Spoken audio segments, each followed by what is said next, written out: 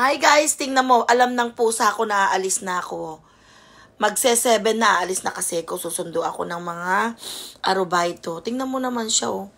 Nakaukyabit siya sa akin, oh. Alam niya yung ganitong oras is aalis na ako. Matatalino po ang pusa. Diba? O yan, oh, tingnan mo nakaano sa akin. Ayaw akong bitawan, oh. O yan siya, oh.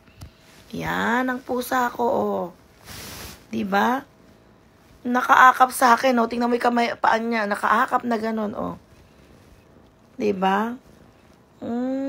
Maru, alis na si mami. Alis ka na dyan. Alis na ako. Tingnan mo, oh, magsi-7 na siya, oh. Oh, ayun, oh. Tingnan mo yung orasan natin, oh. Diba? Alis ka na dyan. Sigo to iko na. Gusto mo maligo tayo mamaya? Pagdating ko, paliliguan kita, ha? Sabay tayo maliligo. Mamaya. Ayaw po niyang umalis sa akin kapag ganyan nakaakap na siya. Oh, iba ang pusa, matalino, oh. Malinis pa yan. Malinis sa katawan. No, Maru. Yan po ang pusa ko, Maru. Alis na si mami. Pag-pray mo ko, bibili tayong pagkain.